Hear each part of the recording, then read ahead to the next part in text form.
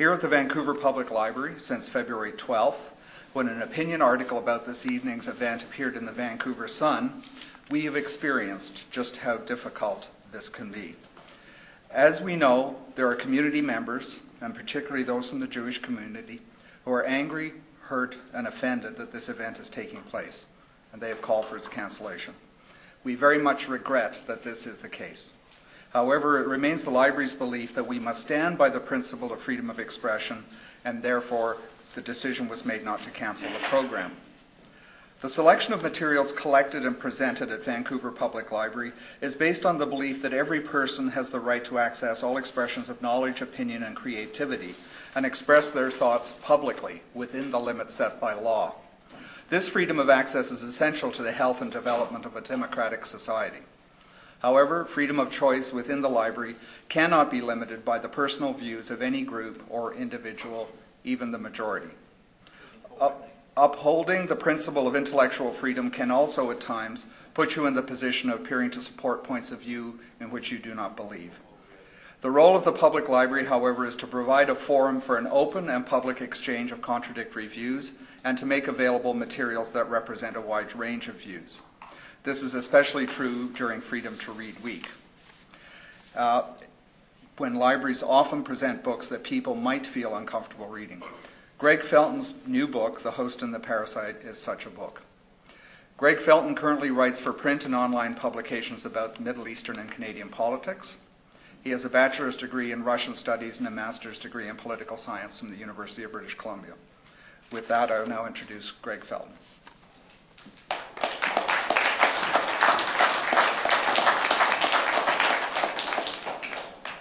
What I'd like to start off by suggesting is that those of you who have looked at the United States over the last 8 years can only look with sadness and despair at what has happened to what used to be a republic. For 225 years, the United States has been at least nominally supportive of things like individual rights, protection of the person, the rights against the accused, habeas corpus, the right against illegal search and seizure.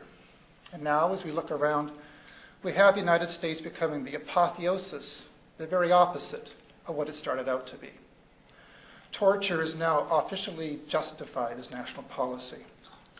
The United States has declared war on its own citizens. People can be arrested without warrant.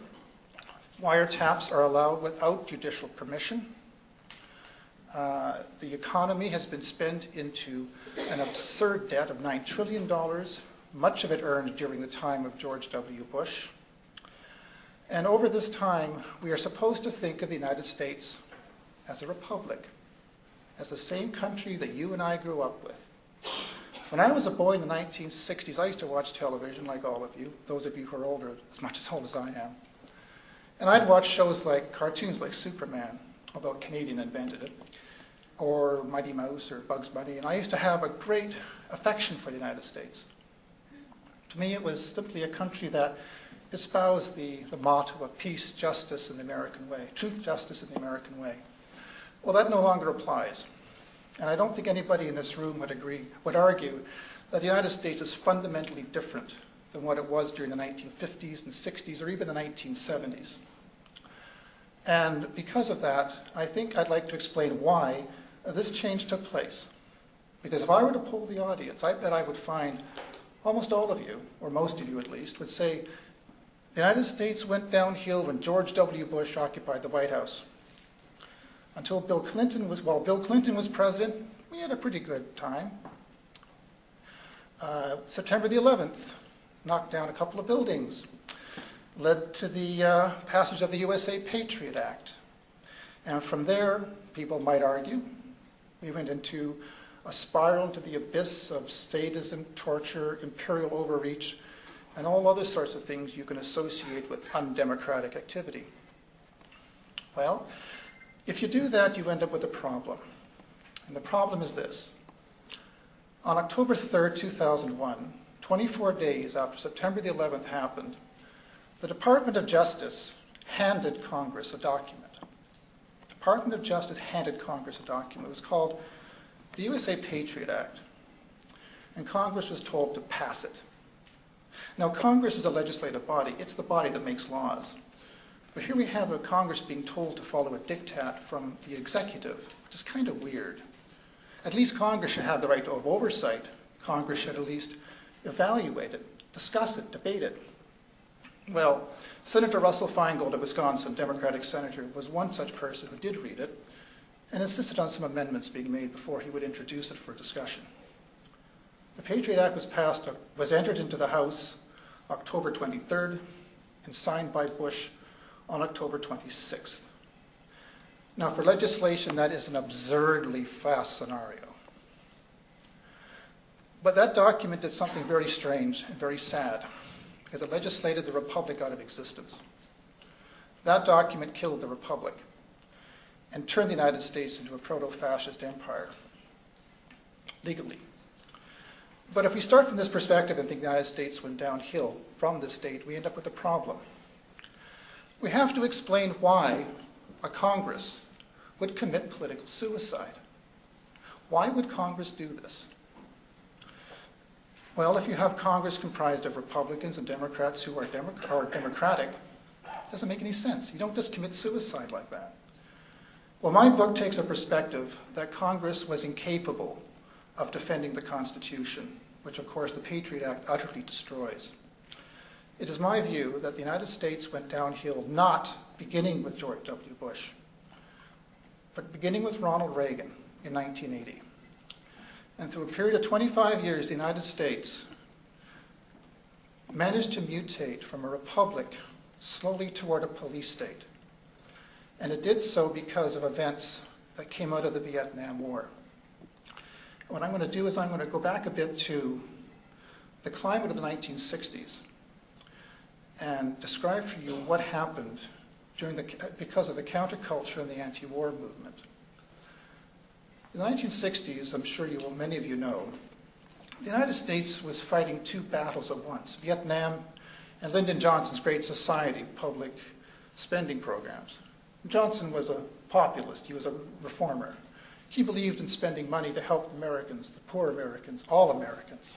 The problem is it was an expensive proposition, and it ran counter to a lot of people's belief that the state ought to have no role in spending money on people, that people ought to be responsible for themselves. And a lot of conservatives, so-called Straussians or neoconservatives, took exception to this. And as a result of the anti-war movement, the Great Society spending, the rise of civil rights and sexual liberation and equality for women, there developed in the United States a reactionary anti-democratic countercurrent comprised of three distinct elements. One was evangelical Christians, who saw this as a dangerous threat to the stability of the United States and took exception to the spending programs and the liberalized sexual attitudes. The seminal point for this was the 1973 passage of the Roe v. Wade decision, which made abortion legal upon demand, or at least decriminalized it. In that same year, Paul Weyrich founded something called the Heritage Foundation, the very first so-called conservative think tank. And ultimately, 11 members of Heritage would find their way into Ronald Reagan's first government. So to all intents and purposes, Ronald Reagan was a front man for the Heritage Foundation. The second group were the so-called neocons, properly called Straussians, because they followed the teachings of a professor called Leo Strauss. And he got a big leg up from a man named Irving Kristol, a very influential a Jewish professor who left New York, went to Washington, D.C., and helped turn Leo Strauss's philosophy of unenlightened self-interest into a major economic movement. Leo Strauss believed that a government had a right to lie to its own people, to keep truths from them, not to give people, the common people, any sort of help, because that would weaken the fiber of American society. And America had to be strong to face up to the threats of the communists and the fascists and all this sort of stuff. The third group were called Jewish Zionists. Norman Podhoretz, Irving Kristol, Charles Krauthammer, Paul Wolfowitz, Richard Pearl, a whole list of individuals whom George H.W. Bush would collectively call the crazies.